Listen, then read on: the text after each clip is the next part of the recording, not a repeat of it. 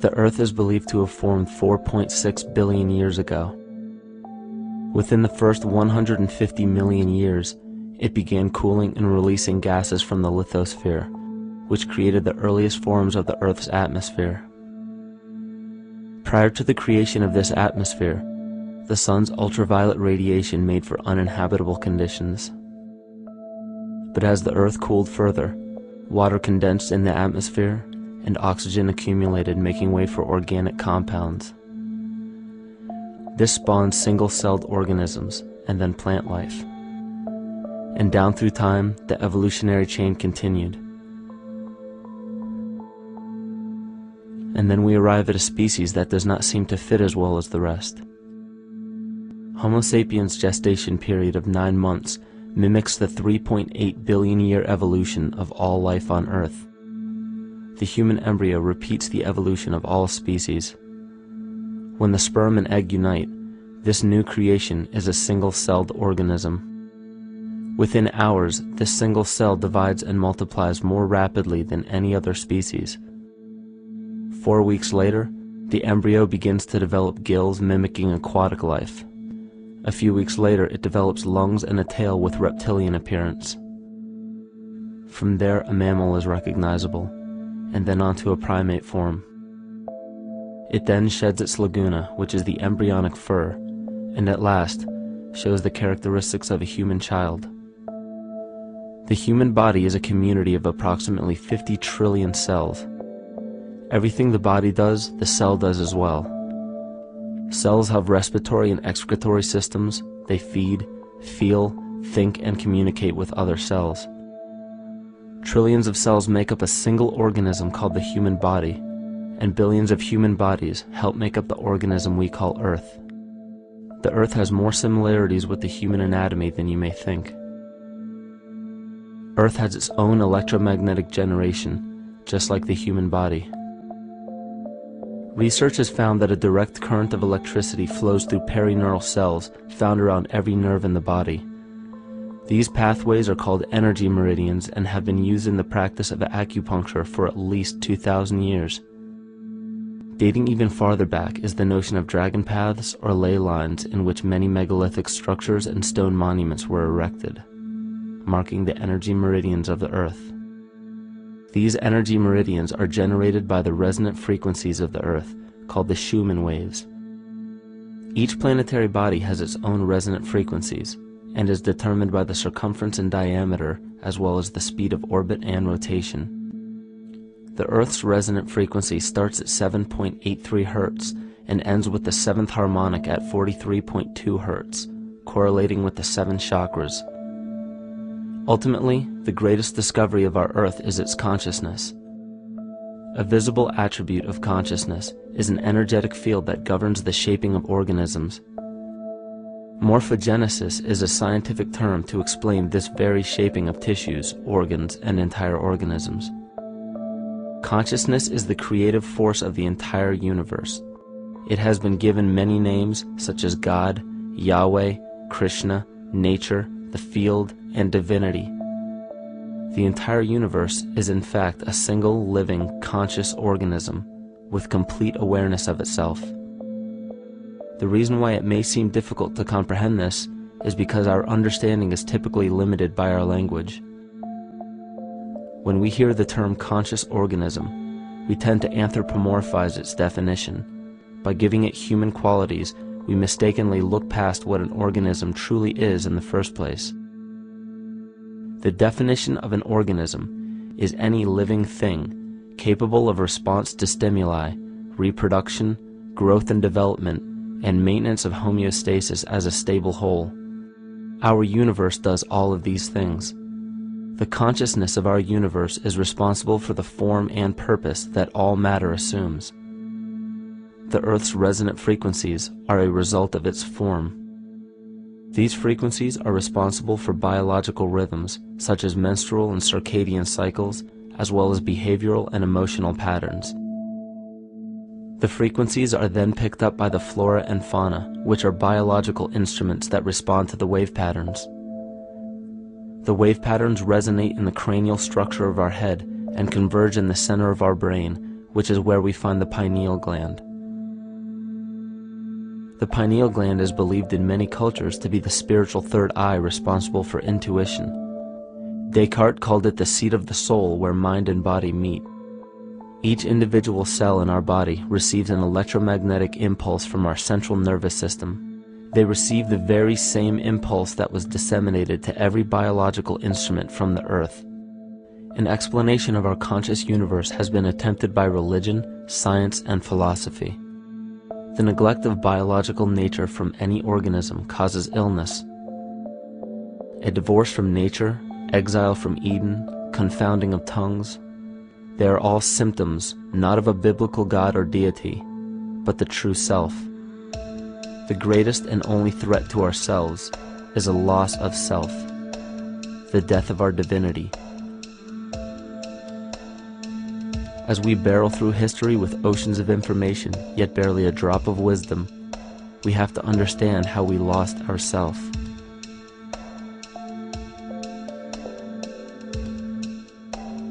In sacred texts and ancient scriptures left by our ancestors, we find an incredible link between stories of creation, a great flood, the war of the gods, the Messiah dying for the sins of man, end-time prophecies, and similar characters. These correlations show up in myths from cultures that supposedly had no contact with one another due to distance in geography and time. The common thread we find that connects all of mythology has its roots in the stars. One of the most revealing accounts is the battle of the gods in heaven and the ensuing flood. In the Bible, Lucifer rivaled the Lord and was defeated and cast down to earth. In the creation myth of the Enuma Elish, we find a similar story of Tiamat being defeated by Marduk and cast down to the abyss of Apsu. In chaos, Tiamat, the mother of them both, Apsu and Tiamat's waters were mingled together, meaning that the chaotic waters of Tiamat were somehow mixed with the sweet waters of Apsu. Apsu was the Sumero-Akkadian god of the abyss beneath the earth. Tiamat, also known as Lucifer, was known as a serpent or dragon and was defeated by Marduk. Marduk was the father of Nebo or Mercury, and Mercury is the same mythological character as the Zoroastrian Mithra, the Egyptian Hermes Anubis, and the Gnostic Hermes Christos. The most recent version of Mercury, however, is the Archangel Michael in the Bible, who defeated Lucifer and sent him to the abyss of the earth, or hell. This story is steeped in astrological significance in the Bible and in many other ancient scriptures. This leads to an event in history that is recorded by many researchers regarding the cosmic upheaval and historic deluge. William Commonus Beaumont states, "The flood immortalizes the collision of a fallen planet, later termed Satan, actually a cometary body with our Earth." Consider what this reveals. He postulates that a planet, later termed Satan, fell to the earth, creating the flood we see recorded in the Bible and other myths. Lucifer, or Tiamat, was a planet known to ancient cultures as the Glistening One, the dragon of chaotic salt waters. The light from the sun illuminated this planet's water, which gave it a glow that rivaled the sun's own light, which is where we hear about Lucifer rivaling the Lord. The Lord in this case being the sun, which sustains and gives warmth to the earth. The planet Tiamat, or Lucifer, was destroyed by a cataclysmic event that hurled the watery planet to the abyss of the earth. In the book of Enoch, it reveals, "And behold, a star fell from heaven, and when it fell to earth, I saw how the earth was swallowed up in a great abyss." The myth of the Ute Indians states, "The sun was shivered into 1,000 fragments, which fell to earth, causing a general conflagration. Then Tawats fled before the destruction he had wrought. And as he fled, the burning earth consumed his feet, legs, body, hands, and arms, until at last, swollen with heat, the eyes of the god burst and tears gushed forth in a flood which spread over the earth, extinguishing the fire." This myth resembles the translation of the Enuma Elish by Stephanie Daly in her book Myth from Mesopotamia, which explains that Tiamat's eyes became the source of the Tigris and Euphrates rivers. As written in the book of Revelations, "And there was a war in heaven.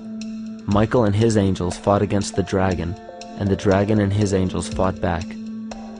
The great dragon was hurled down, that ancient serpent called the devil, or Satan, who leads the whole world astray. He was hurled to the earth."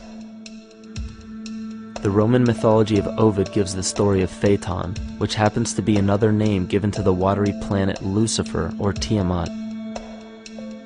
This story reveals that Phaeton was a child of the sun and wished to become the sun for a day.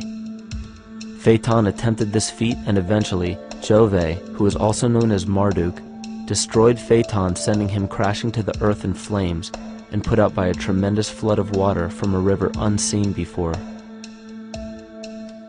The common theme we notice here is that of a saltwater planet, the great dragon, Lucifer, Tiamat, or Phaeton, was defeated and fell to the earth, and now dwells in the abyss known as Hell, giving us the outline of the story of Lucifer rising up against the Lord and being defeated and banished to rule the underworld.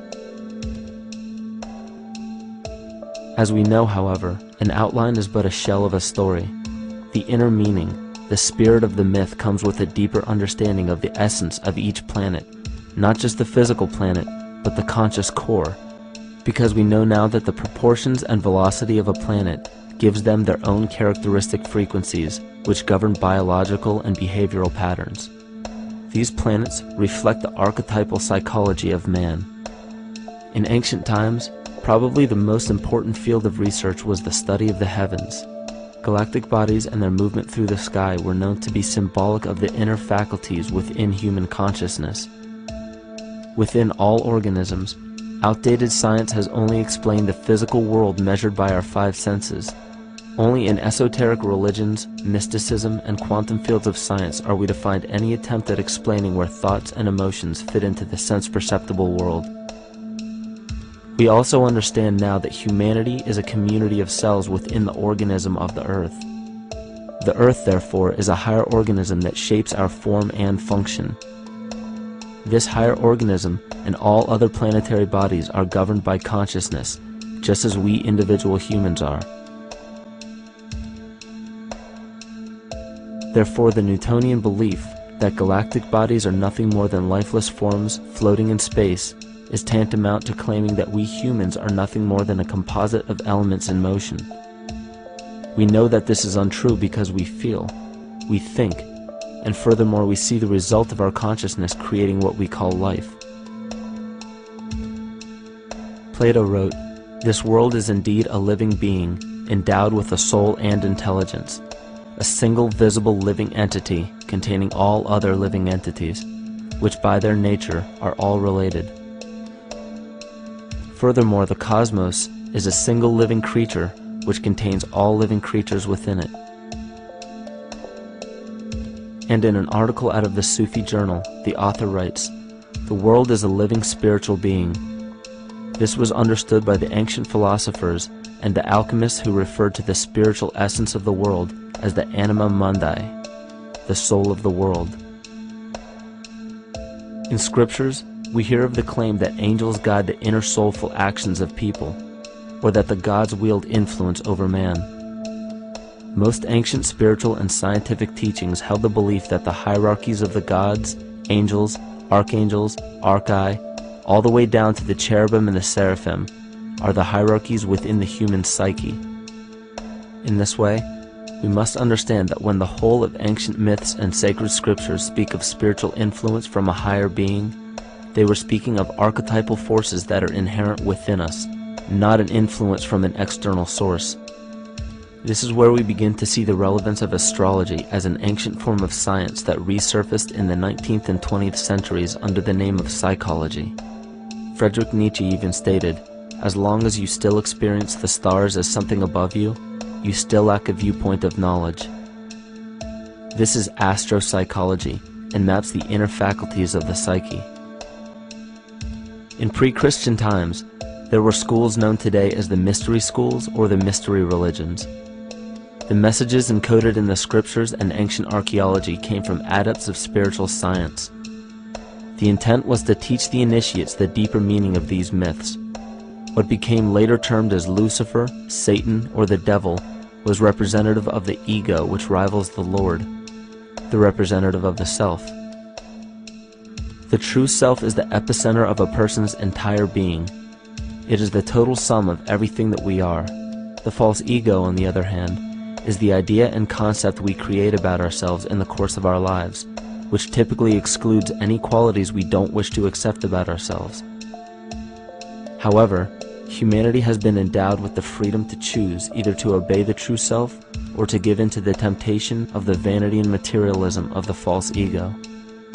This is the most notable trait that separates man from animal: our freedom of choice, the choice to follow our concepts and ideals or our natural impulses, the choice to sustain nature or to destroy it.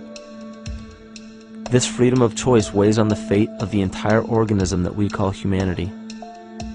Cancer begins with a group of cells within a community that fail to communicate with the conscious signal of the organism.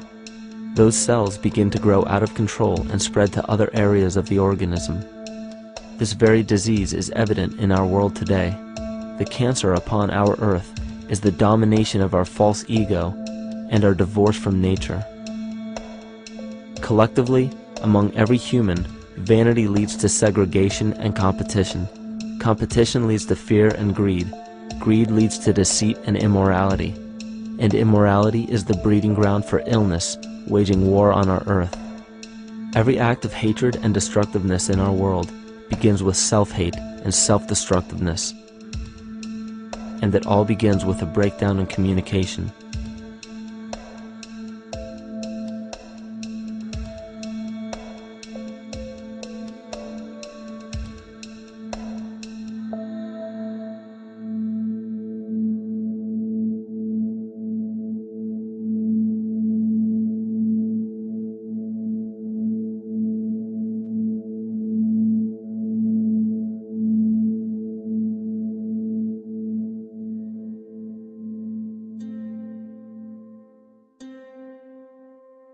In nature, all that we perceive with our five senses is a result of two fundamental principles.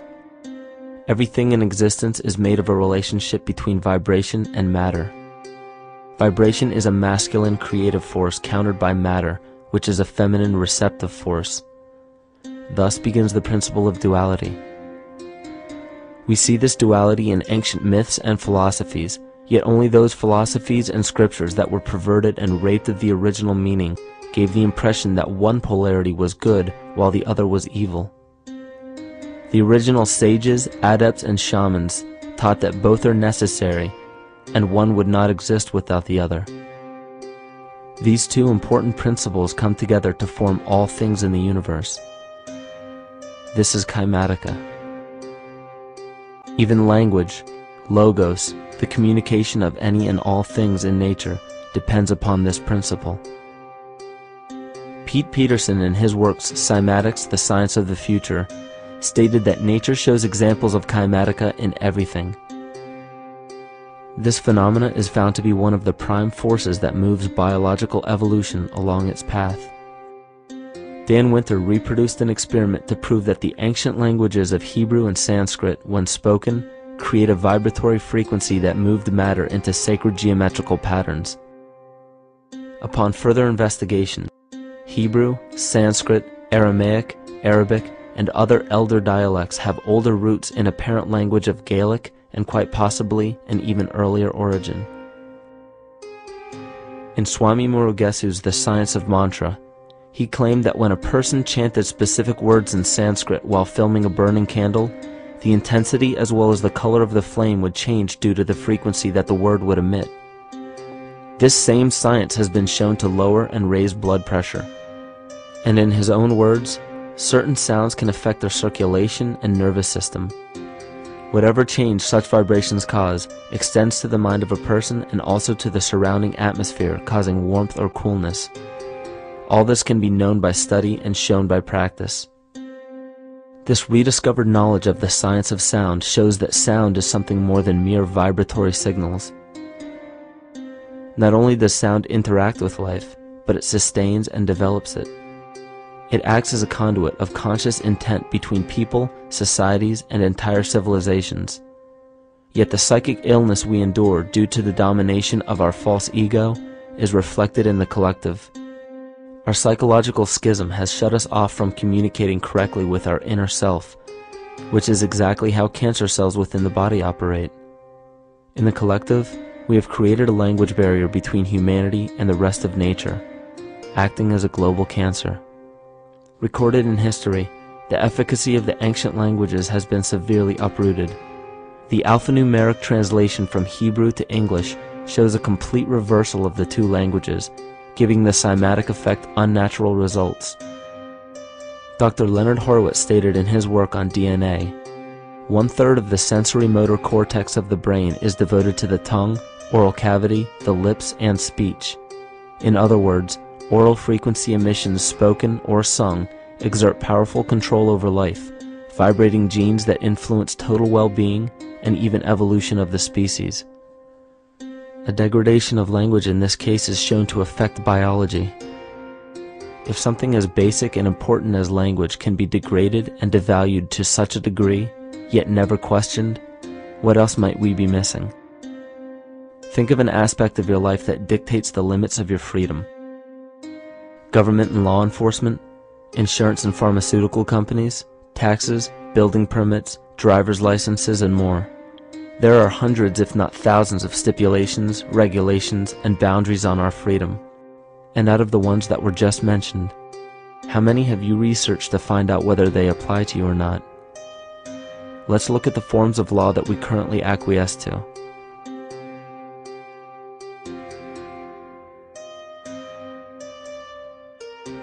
A common misconception among people is that any rule or regulation that governs them falls under one category: law.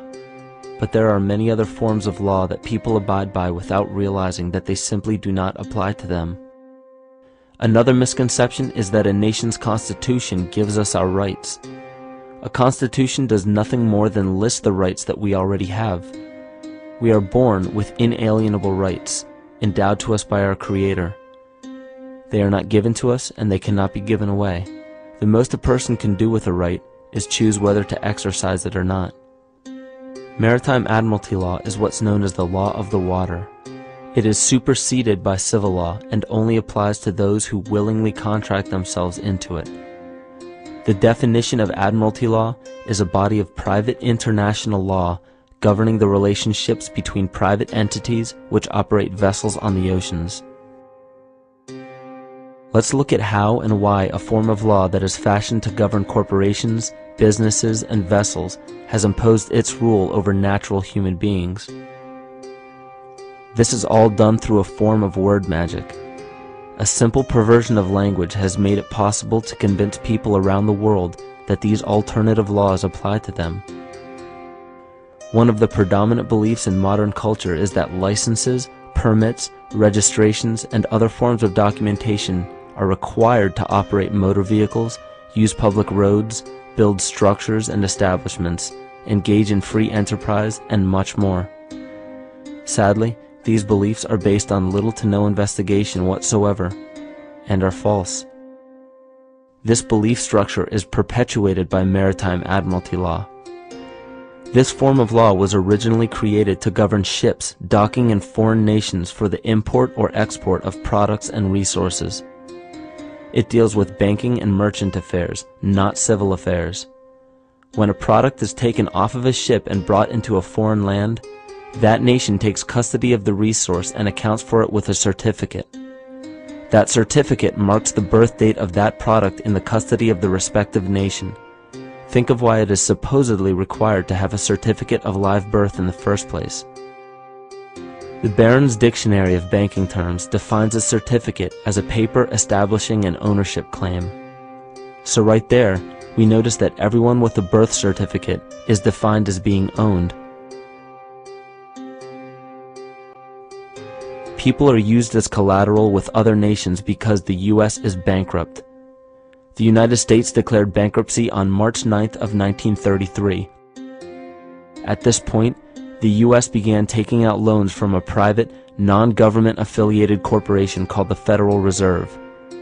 With no money to pay back the loans, the United States began using the citizens as collateral. All birth and marriage certificates are literally warehouse receipts.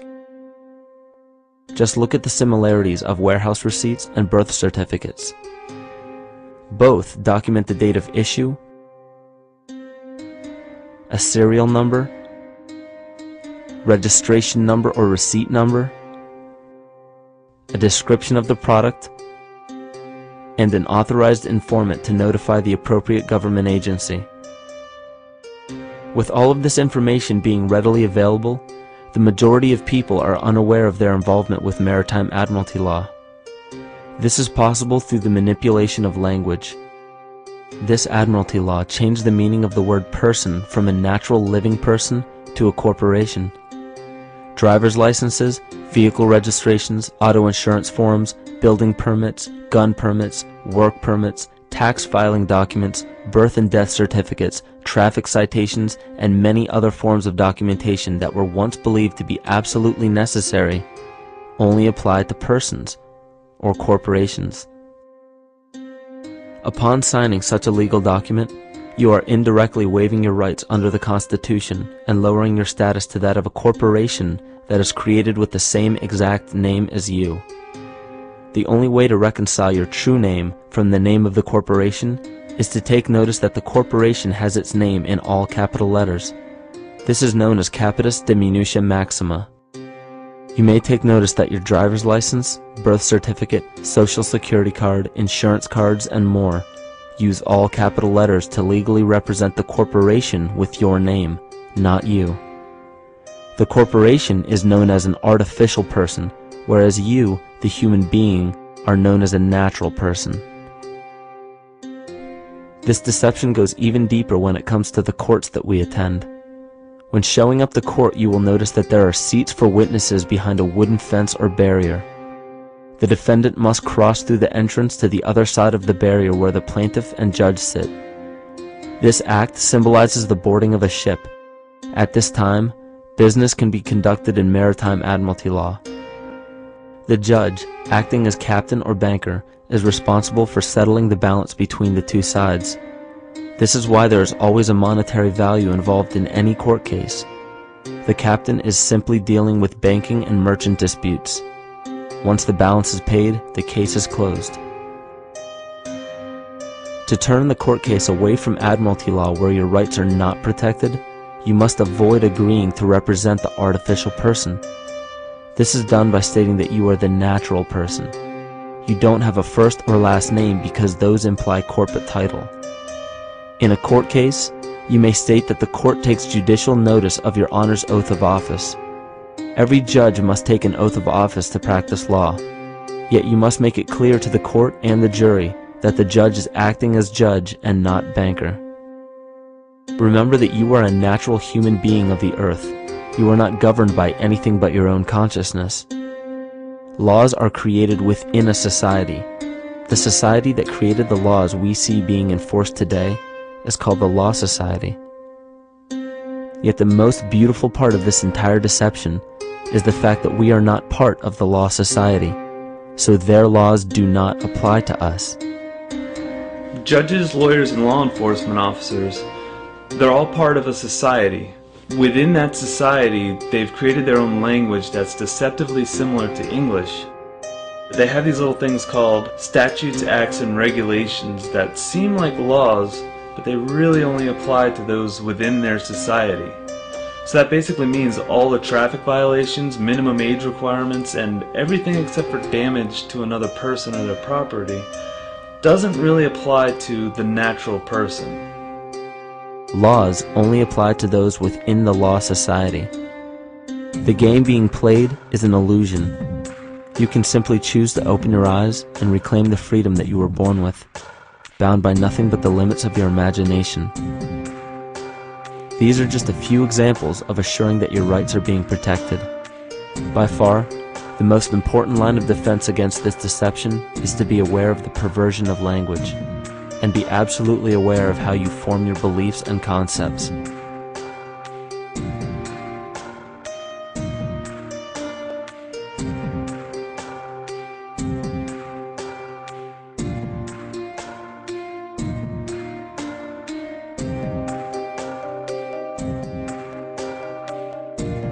In all forms of the perversion of language, there is a mirror reflection of this in the microcosm of the psyche.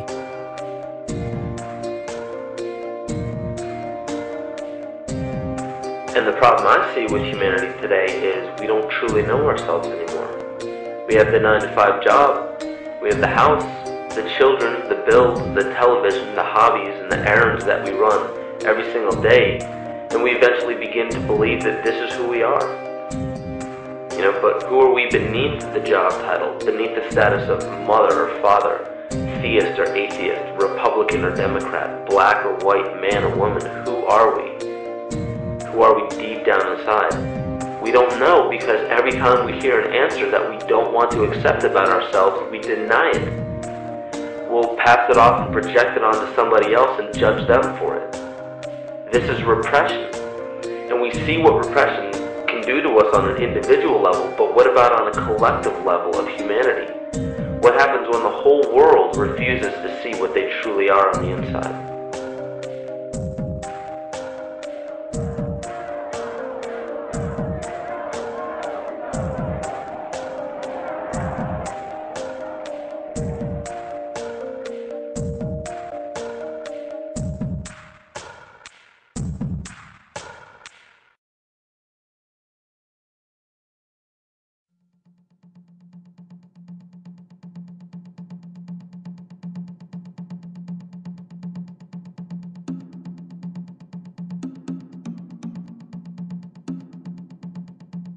Carl Jung discovered that there is a collective unconscious connected to all humans, meaning that the whole of humanity shares a single mind with one another. This is evident in the world through accounts of shared mythology and symbols, the study of morphic fields, and with the science of kinesiology. This collectivity is a global example of the unconscious mind of the human body, in which trillions of cells share a similar signal. This parasite, called our false ego, requires a continuous flow of sustenance to survive. Food, fuel, and any other form of sustenance is energy. Human consciousness is an electromagnetic field of energy. When this potential energy is utilized, it then releases kinetic energy, which is used to perpetuate the false ego. This scenario occurs in the smallest parasitic organisms, all the way to a collective organism called humanity. A parasite will release chemicals that cause the host to crave the sustenance that the parasite needs to survive. As long as the host is unaware, it will keep feeding the parasite and starving itself. In a similar way, Wilhelm Reich stated that whole societies suffer from a psychosis caused by starving our organic biological impulses. He states that sexual suppression supports the power of the church, which has sunk very deep roots into the exploited masses by means of sexual anxiety and guilt. It engenders timidity towards authority and binds children to their parents. This results in adult subservience to state authority and to capitalistic exploitation. It paralyzes the intellectual critical powers of the oppressed masses because it consumes the greater part of biological energy. Finally, it paralyzes the resolute development of creative forces and renders impossible the achievement of all aspirations for human freedom. In this way, the prevailing economic system, in which single individuals can easily rule entire masses, becomes rooted in the psychic structures of the oppressed themselves. What Reich was showing in this powerful quote is that on a collective level, the suppression of a natural function, whether biological, spiritual, or emotional, will result in an abnormal reaction, a psychic disease. This illness or disease is reflected into the masses through a collective unconscious and acts as an epidemic. Humanity is plagued with an incapacity for freedom, meaning that people en masse lack the ability to govern themselves on a psychic level, and this manifests in the macrocosm as government and organized religious powers, thus opening the throne, our national and individual throne, to anyone and anything.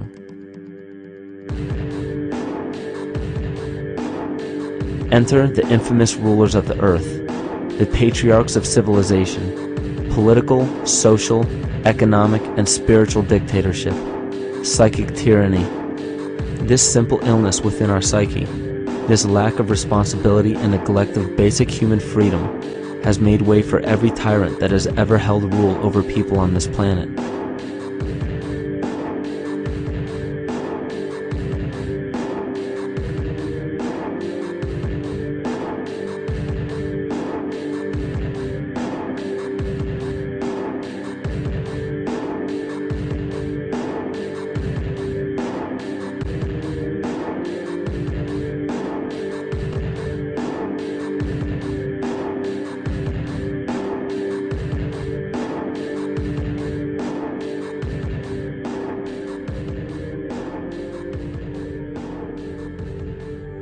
But these oppressive tyrants that are demonized by the masses are no different than us.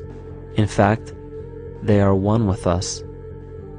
In the book The Prophet by Khalil Gibran, he poetically states, "I say, as the holy and the righteous cannot rise beyond the highest which is in each of you, so the wicked and the weak cannot fall lower than the lowest which is in you also."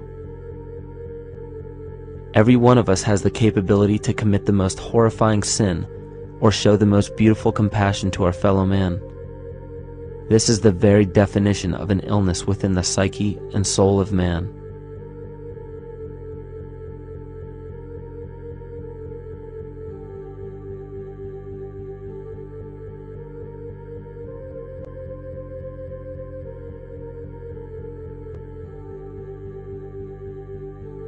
Think of any position of power that you believe to be above you. Royal families, government leaders, the United Nations, financial organizations, corporate monopolies, and media juggernauts. These are all facets of our false ego. They are the physical advent of our own sickness. They require our conscious participation, our conscious energy to survive. Because without our cooperation, without supplying them with the sustenance of complicity, they starve. Their very nature depends on our desire to be ruled, and a typical symptom of the illness among humanity today is our continuous denial of our illness. Repression. We consistently repress those qualities we choose not to accept about ourselves. This is why it is so difficult to see the false ego and its multiple manifestations for what they truly are.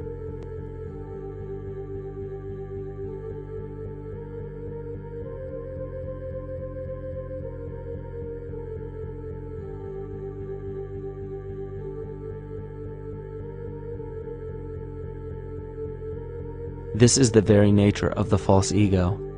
It acts as a red herring to distract us from the freedom we truly have. For this psychic parasite to survive, it must supply us with a chemical that will cause us to remain dependent upon it.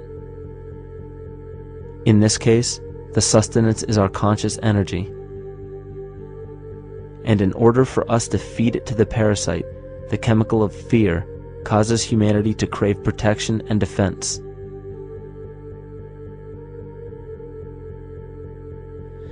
The functions of the body to survive can be broken down to two basic functions for any organism to survive. You have to be able to grow, maintain yourself, take care of your biology, but you also must be able to protect yourself, so that if you're just growing and you can't protect yourself, you'll become food for something else. So the survival involves a balance between growth and protection. Through the history of human civilization and through human evolution, we recognize that our nature is to be in a state of growth, and that our protection is only supposed to be used to, help us out of that threatening moment. You can't be in growth and in protection at the same time. So the significance is, when we see a need of protection, the stress hormones in the body shut off the blood vessels in our viscera or gut, which is the part of the body for growth. Well, the issue is, if you took the blood from the viscera and moved it out to the arms, then you left no blood in the viscera. That means no growth. But you're ready to fight. And when your fighting is finished, then the blood returns back to the viscera and you grow again.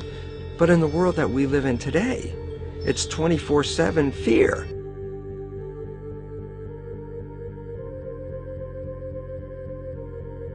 So we have a continuous dripping of that stress hormone into the body. It's just dripping all the time, getting us ready to run or fight or flight at any moment at the drop of a hat. We're ready to go because we're on guard. Well, the problem is, what does that mean about your allocation of energy? And it says, we're spending most of our energy in protection. You cannot survive if you're in protection all the time.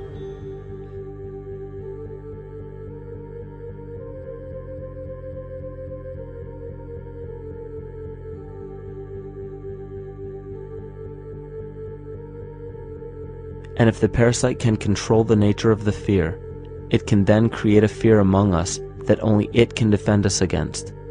A recent physical manifestation of this comes from Zbigniew Brzezinski, former Secretary of State who also supported President Barack Obama. In his book, The Grand Chessboard, he states, as America becomes an increasingly multicultural society, it may find it more difficult to fashion a consensus of foreign policy issues, except in the circumstance of a truly massive and widely perceived direct external threat.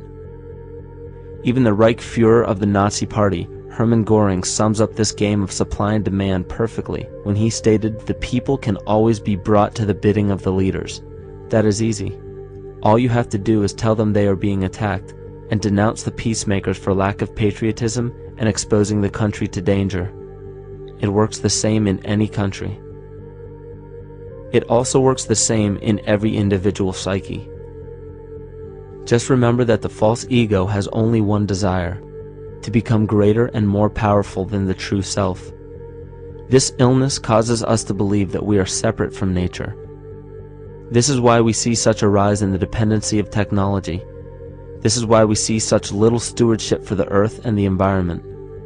And this is why we see bigotry, racism, sexism, and every other form of discrimination possible that leads to crime, violence, wars, and eventually, the global destruction of the organism. This endless state of fear, confusion, and segregation our world seems to live in is a symptom of the false ego creating a false threat.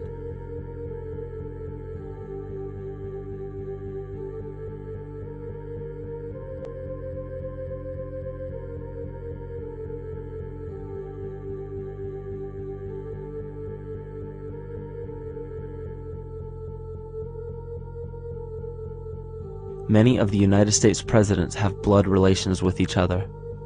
The Bush lineage has blood ties to a great number of former presidents. George Washington, Millard Fillmore, Franklin Pierce, Abraham Lincoln, Ulysses Grant, Rutherford Hayes, James Garfield, Grover Cleveland, Teddy Roosevelt, William Taft, Calvin Coolidge, Herbert Hoover, Franklin Roosevelt, Richard Nixon, and Gerald Ford. Michael Tsarion points out in his work that Bush is closely related to every European monarch on and off the throne, and has kinship with every member of Britain's royal family. Bush's family tree can be documented as far back as the early 15th century. He has a direct descent from Henry III and from Henry VIII's sister Mary Tudor. He is also descended from Charles II of England. And we also find that George W. Bush is a direct descendant of Godfrey de Bouillon. Godfrey was the first king of Jerusalem after he recaptured it from the Saracens, which was the name for the Islamic faith during the Middle Ages. It is interesting to note that the current occupation of the United States in the Middle East was re-established by the same family, George Bush Sr. in 1991, and again by George Bush Jr. in 2003. George Bush Jr. is then found to be a cousin to both opposing candidates of his 2 terms in office, Al Gore and John Kerry. Democratic President Barack Obama also has blood ties with George W. Bush, as well as Gerald Ford, Lyndon Johnson, Harry Truman, James Madison, and the British Prime Minister Sir Winston Churchill. On the opposing side of the 2008 presidential ballot, John McCain is descended from Robert the Bruce, King William I of Scotland, and also Godfrey de Bouillon. Probably one of the most interesting facets of the bloodline relations is the fact that the whole British royal family has descent from the Muslim prophet Muhammad through the Arab kings of Seville. This bloodline was passed through the kings of Portugal, Castile, and eventually down to King Edward IV.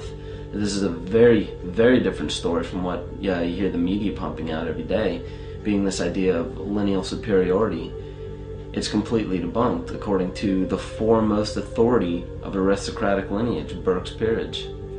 And this just goes to show that there's the true story, and then there's the manufactured illusion, the front that's given to the public.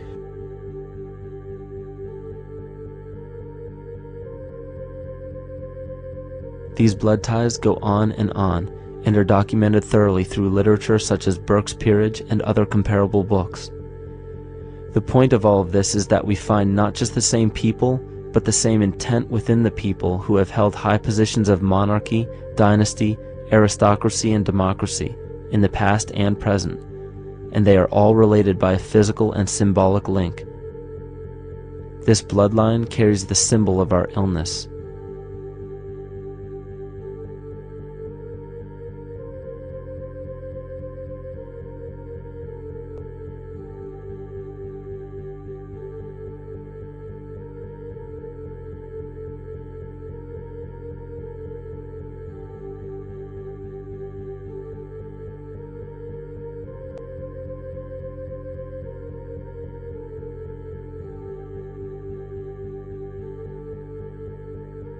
The symptoms of our psycho-spiritual illness are the wars, terrorist attacks, artificial or man-made disasters, and leader figures.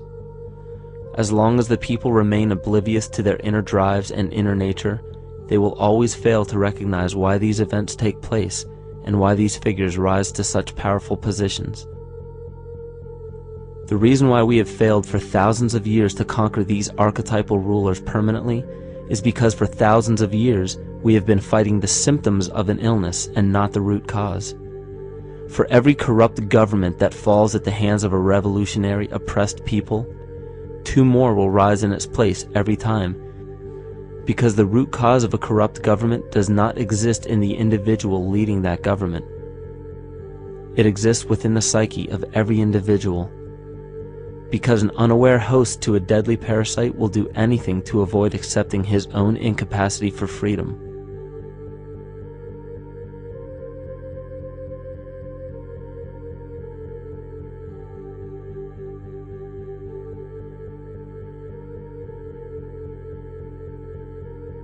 We are so bereft of sanity in this world that those few who simply stop projecting onto others and begin facing their own demons are seen as neurotic.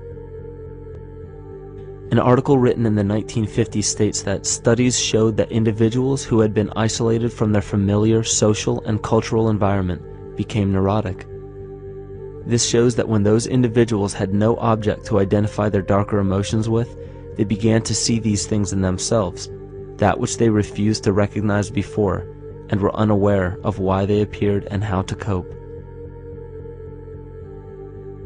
Facing our true inner self is virtually unknown in our world today.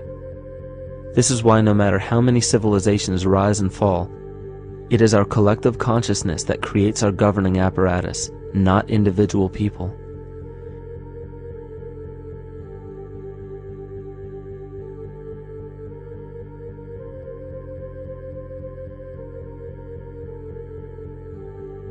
And after countless attempts, you would imagine that people would realize that a physical retaliation may not be the solution.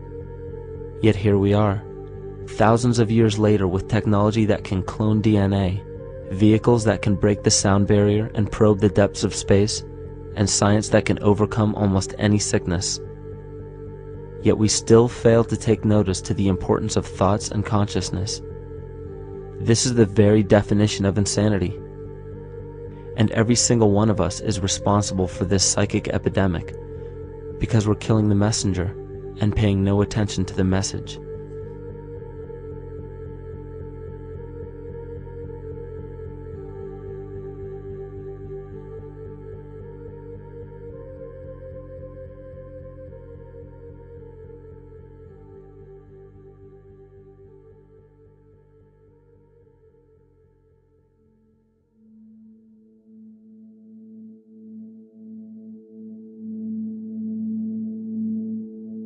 During the 1990s, 3 Nobel laureates in medicine advanced research that revealed the primary function of DNA lies not in protein synthesis as widely believed for the past century, but in electromagnetic energy reception and transmission. Less than 3% of DNA's function involves protein manufacture. More than 90% functions in the realm of bioacoustic and bioelectric signaling. So why is it important to know that DNA functions in bioelectric signaling? HeartMath Institute has discovered the heart and brain maintain a continuous two-way dialogue, each influencing the other's functioning. Although it is not well known, the heart sends far more information to the brain than the brain sends to the heart, and the signals the heart sends to the brain can influence perception, emotional processing, and higher cognitive functions. The heart also generates the strongest rhythmic electromagnetic field in the body, and this actually can be measured in the brainwaves of people around us. We are quite literally an electromagnetic expression of our highest cognitive function. The behavior of electromagnetism is evident throughout the world as dualism. All matter contains a negative and positive charge, which means organisms are built upon this foundation. The natural homeostasis of any organism is a balance of both polarities. Furthermore, research on emotional energetics shows that the heart's field is a carrier of emotional information and a mediator of bioelectromagnetic communication within and outside the body. Research shows our heart's field changes distinctly as we experience different emotions. It is registered in people's brains around us and apparently is capable of affecting cells, water, and DNA studied in vitro. Fear. The chemical supplied by a collective parasite creates a distinct bioelectric signal given off by the host. This signal is disseminated to the organisms within our community and will grow outward through the entire organism unless it is counterbalanced by an opposing force. Dr. Fritz Alan Popp discovered that the cells in our body communicate through biophotons, which are tiny particles of light that are single units of an electromagnetic field. This communication system within our body also exists between people in what's known as morphic resonance. This was known by the shamans, sages, and adepts of antiquity. These teachings were commonplace in prehistoric cultures. It wasn't by sheer chance that artistic expression and rituals were the cornerstone of every ancient civilization. Art was used as a personal method to exercise the shadow content of the psyche and introduce it to the conscious mind. This was very literally viewed as psychic therapy. Ritual was based around astrological dates. As we've learned, the study of the stars and planets reflect our own astropsychology. The shamans would perform rituals on astrological dates that would correlate with a circadian rhythm or a psychological cycle. These rituals kept the human participants aware of their inner self and prevented the repression of psychological content. As long as people were facing their inner demons and accepting them as their own, they were not collectively projecting them into the physical world. If you bring forth what is within you, what you bring forth will save you. If you do not bring forth what is within you, what you do not bring forth will destroy you. The progeny of our psychological disease began growing rapidly after a series of catastrophes forced the collective into a somatic state of fight or flight. This lowered the immunity of the population by introducing a state of immense stress. Our body becomes more susceptible to illness under stress. In this manner, humanity fell ill when entire bodies of land were swallowed up by the floodwaters.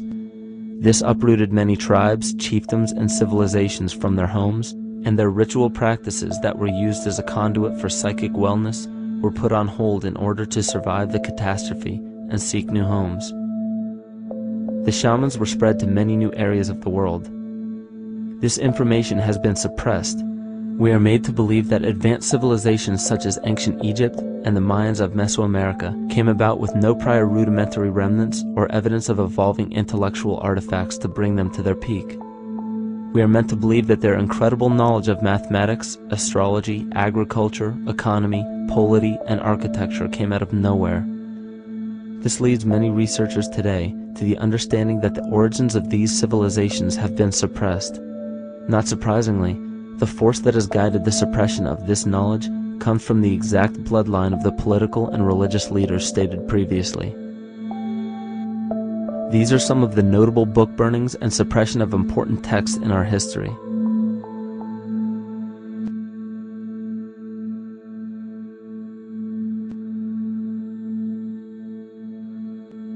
Yet after all of this suppression, there are still remnants of the dispersion of elder civilizations in nearly every country. There is tremendous evidence of ancient cultures visiting North America long before the conventional belief of European colonization. Barry Fell states in his book America BC, there are ancient inscriptions now being reported from nearly all parts of the United States, Canada, and Latin America, written in various European and Mediterranean languages in alphabets that date from 2,500 years ago.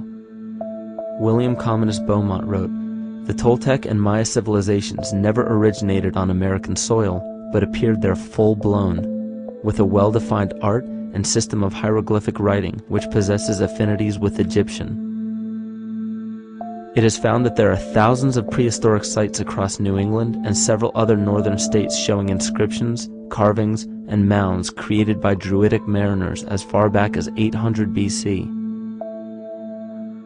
To suppress this information further, it was not only imperative for the bloodline to burn the documented texts containing true historical information, but to wipe out the cultures that derived from these ancient shamans. The most devastating genocide ever endured was and still is the annihilation of shamanic tribes.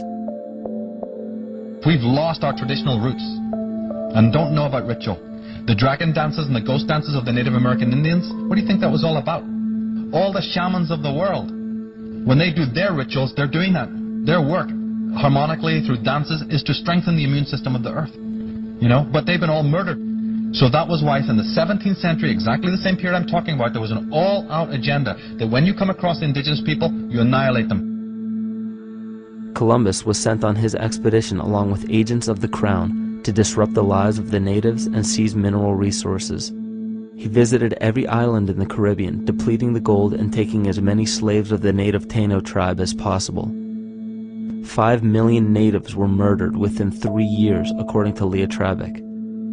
Within 15 years, the Arawak tribe of 250,000 was completely wiped out. The population of the United States prior to European contact was greater than 12 million. 4 centuries later, the count was reduced by 95% to 237,000. From 1494 to 1508, over 3 million people had perished from war, slavery, and the mines. Who in future generations will believe this? I myself, writing this as a knowledgeable eyewitness, can hardly believe it. My eyes have seen these acts so foreign to human nature, and now I tremble as I write. Another agent of the false ego bloodline was Hernando Cortez, who decimated the Aztec tribe and plundered their mineral resources. This again was the case through Cortez's second cousin, Francisco Pizarro, who conquered the Incan Empire in Peru. These atrocities are seen throughout Africa, New Zealand, New Guinea, East Timor, and are still seen today in Canada. This was a deliberate attempt to bury any surviving remnants of the ancient world and our true history. It is a naive mistake, however, to categorize and blame everything and everyone involved with politics or religion for this suppression of knowledge. It is only natural for people to crave spiritual understanding when there are so many manufactured missing links and perversions in the spiritual texts today. And due to this void of spiritual wisdom, honest and moral people who are simply trying to understand their place in this world become the prime consumer market for those who wish to exploit this vulnerability. The ego is something that is it's insecure. It's something that is in need of control. The ego actually is an inferior thing, but it's trying to act like it is something that is superior. Hence this schism occurs between the ego and between the unconscious or the self. There's a kind of a messiah complex at work here as well, I feel, that we project the savior type ideal on someone, and we expect them to save us, and we're not willing ourselves to kind of deal with this and get to the root of why we perhaps feel insecure, or why we feel we don't have enough power to run our own lives, basically. If we look at the New Age movement, for instance, which is another kind of trap in all of this, where people might end up, actually. They're looking for something so bad that they're taking all these things that are handed to us or to them, but it's not really based on any real understanding. It's still kind of coming from a religious type of perspective. People are genuinely seeking something new. They're genuinely seeking a new type of spirituality, or to better themselves, or to change something, but this is being hijacked. And what they actually do is that they lead you into another type of group mentality or a new age religion, whatever it is, and people still are not able to kind of really break free from that and follow their own journey or their own path, which I think is very important in all of this.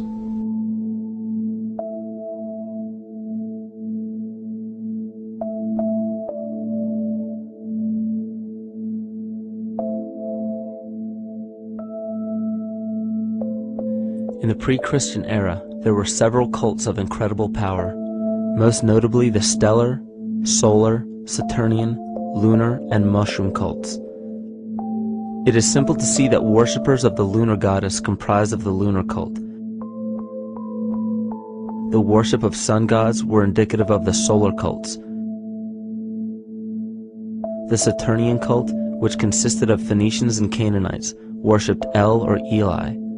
The biblical exodus of the Hebrews from Egypt showed that they entered Canaan and merged the lunar cult of Isis, the solar cult of Ra, and the Saturnian cult of El to form Isis, Ra, El. Israel. The old Israelitish cult and mythology, the Yahweh worship, the patriarchal legends, the sojourn in Egypt, and so on, are rooted in the religion of the sacred fungus, developed from the underlying fertility philosophy of the ancient Near East. The Jewish mitre, Muslim turbans, and military berets are derivations of the symbol of the mushroom cult. One of the first and most prominent, however, was the stellar cult, and a number of these ancient cults were created for shamanic purposes and earthly stewardship, yet some were taken over with different intentions. Just as you would imagine in any establishment of power, smaller cults formed within the main cults to worship individual deities. The cult of Mithras and the cult of Dionysus are two examples.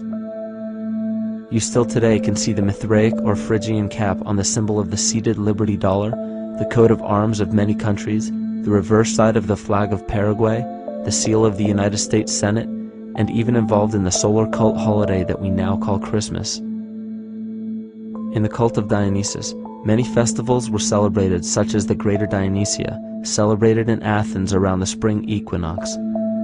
The foremost event in this festival was the Thymelic contest, in which poets, musicians, and entertainers performed in an open-air theater. Musicians did not have to pay taxes, and members of the Artists' Guild did not have to participate in military affairs. The cult of Dionysus is still alive to this day as the entertainment industry.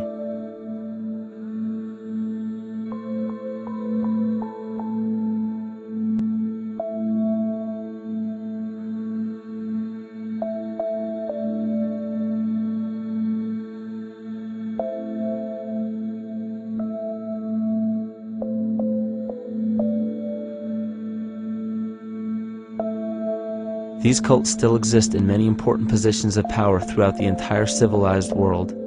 Yet the most important function of these groups is to manufacture the consent and complicity of the people. The conscious mind is the creative mind. It's the one that has your personal identity into it. It does the real thinking. And then there's a subconscious mind. Well, there's no entity in it. The subconscious mind is the equivalent of a tape player. It records behaviors, and then at the push of a button plays the behavior. It's automatic.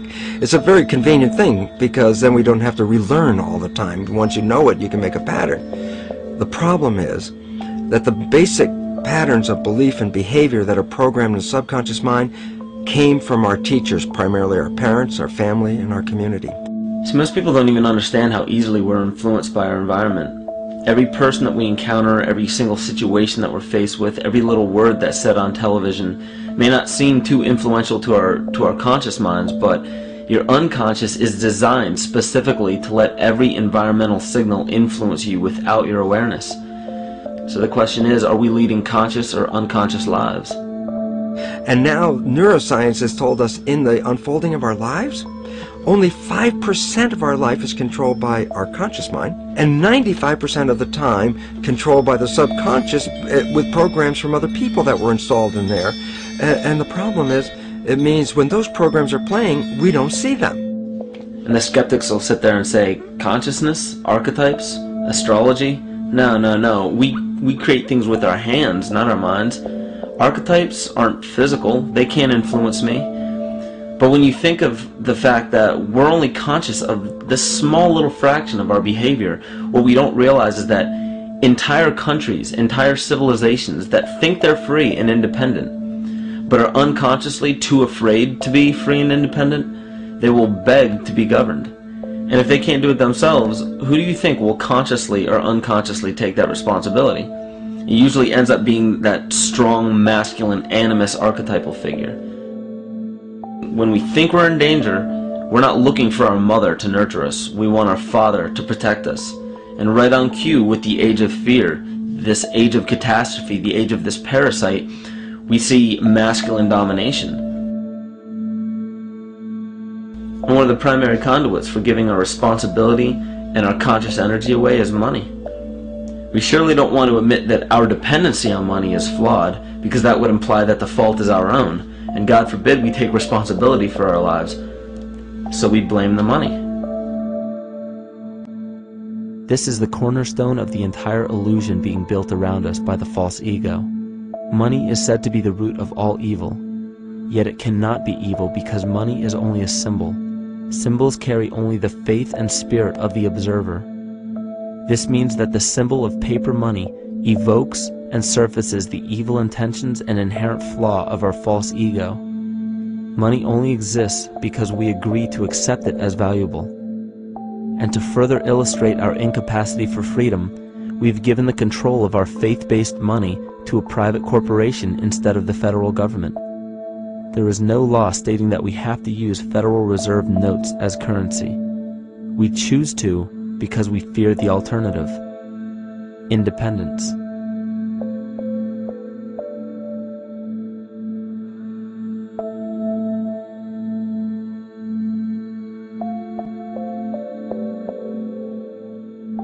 But it's not even really about money, it's about energy, because money is simply this material thing that allows billions of people to crave just one thing and put their energy into the same thing. It's not the plasma TV or the house or the lifestyle or the job or the significant other or the status that we're really after, because we know that we're empty. These people feel sadness and loneliness and void just like anybody else.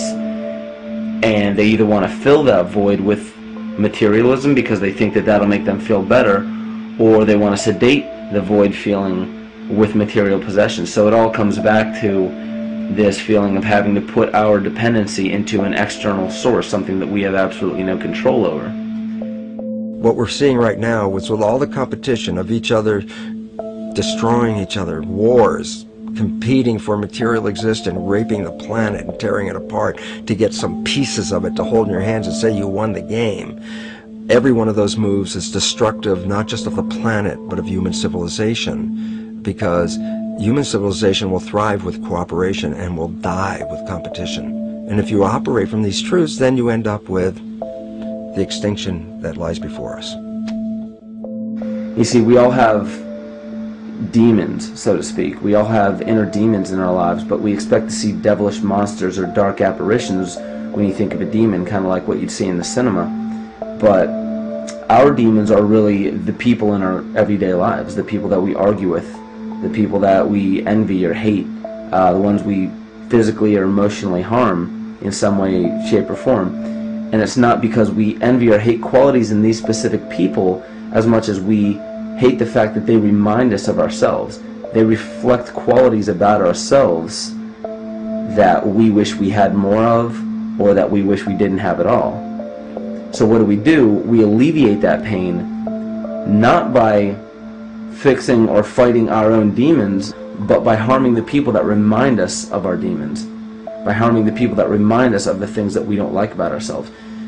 And when we become frustrated that we're not in control of our emotions because we don't really know what's affecting our emotions, we take it out on others. We take it out on absolutely anything else that can show us or act as a catalyst for our hatred. And so we do the same thing to animals. Animals are perfect because they can't defend themselves. And it's a perfect catalyst for our inner aggression, our confusion, our hatred. Just take it out on something absolutely helpless. Just imagine how unconscious a person has to be of his or her actions to torture or mutilate or brutalize any living thing.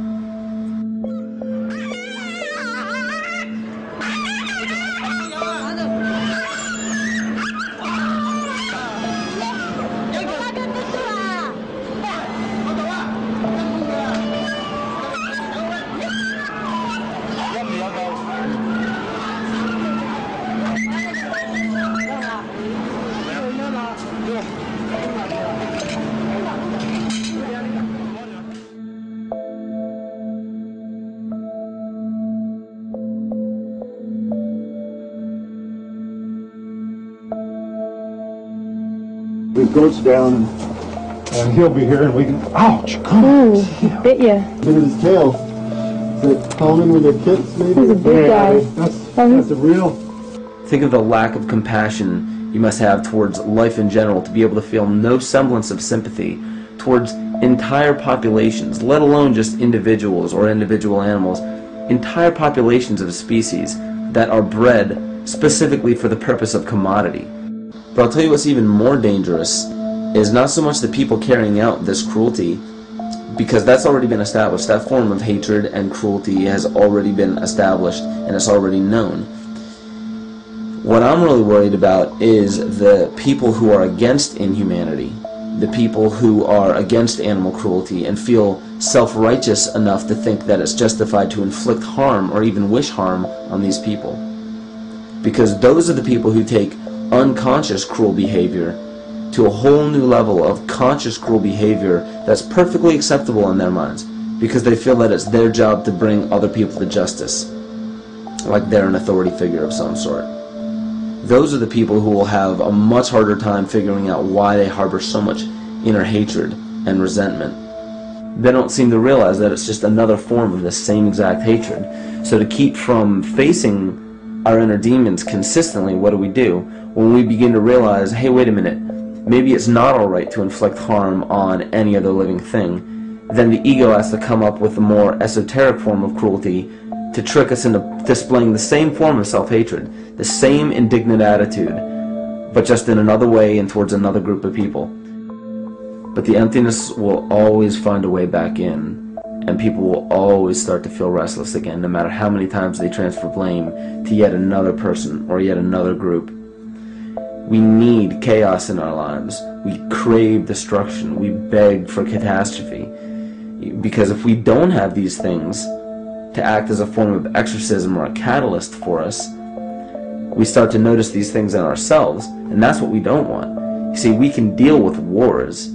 We can deal with terrorism. We can deal with stock market collapse and economic collapse. We can deal with these things. But once we start to notice this chaos within ourselves, that's what we're really afraid of. We'll take 1,000,000 September 11ths over one moment of true insight towards our self-hate.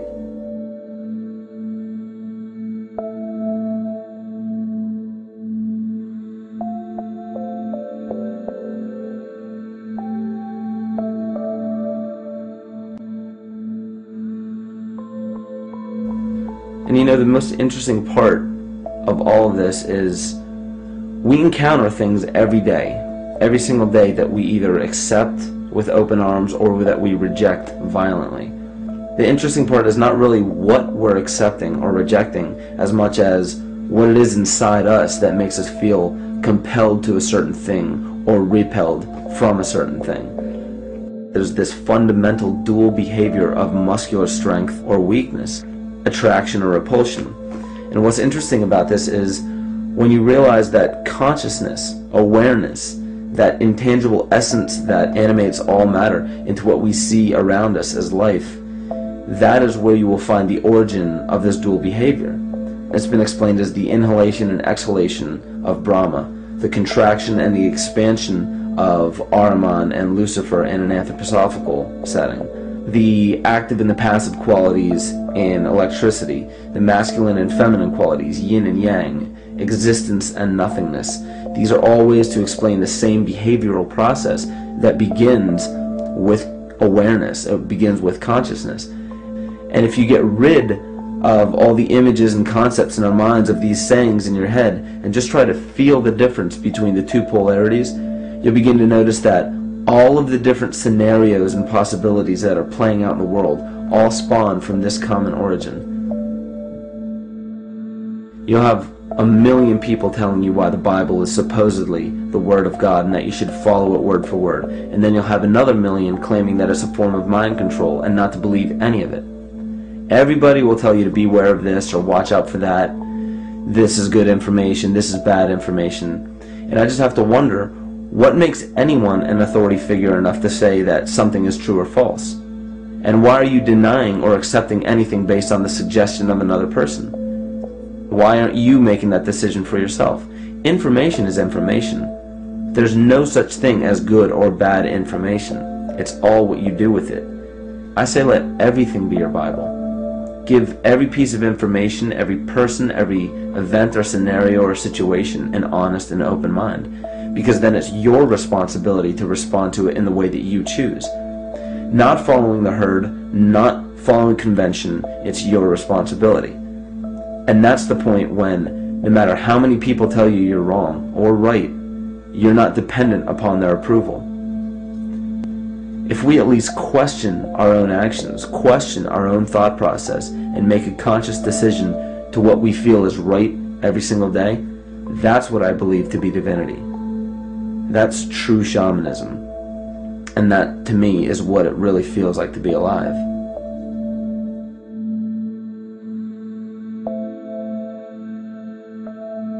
In this conscious, living universe, there are no laws of nature, just habits. There is nothing external to the universe to enforce a law upon it. The illusion of a fixed law of nature is only the result of there being no need for that habit to be broken. When habits need to be broken to ensure the survival of the organism, we see this event in nature and call it evolution. The collective mind shapes our evolution. And a great example of this is the experiment done by John Cairns in 1988. His team put lactose-intolerant cells in an environment with only lactose for food. Under a law of nature, every one of these lactose-intolerant cells would have died. But surprisingly, they all survived. Every one of them understood the problem that they were facing and replaced the defective lactase enzyme with a functioning one to utilize lactose for food. If a cell has the ability to decide how and when to evolve because it's facing extinction, then anything can. The existing beliefs are that a human body is a biochemical machine controlled by genes, and therefore the behavior, emotions, and character of our biology, our health, our lives, are controlled by genes which we don't control. So this is what we taught people. You're a victim. Genes control your life. You didn't pick them. You can't change them. The genes you end up with program what's going to happen. My experiments on stem cells, which I started in 1967, I'd isolate one stem cell, put it in a petri dish, and then it would divide every 10 hours. So I took all the cells, split them up into 3 groups, and then just put them in 3 petri dishes. And then I changed the growth medium, the constituents of the environment, in each of the 3 dishes. In one dish, the cells form bone. The second dish, they form muscle. And a third dish, they form fat cells. What controlled the fate of a cell? And the first thing you have to say is, well, wait, they were all genetically identical when they were put in a dish.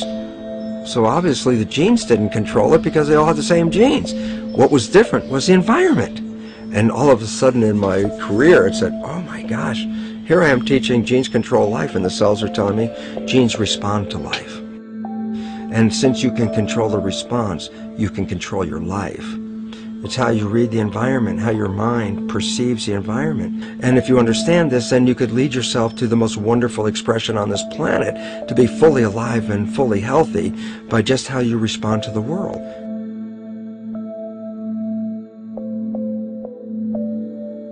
In the face of financial collapse across the world, political and religious wars raging tirelessly, and an ever-growing feeling of being lost and void of meaning, there is a great amount of energy being pushed to the surface of the collective mind.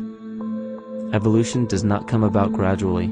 It happens in spurts and fits, and comes about due to a tremendous need for the organism to survive. We are now at a point in history where we will choose. We will choose to become sovereign or remain dependent, to face our true self or continue fighting a ghost, to become well or allow this disease to grow, to live or to die. The choice is yours.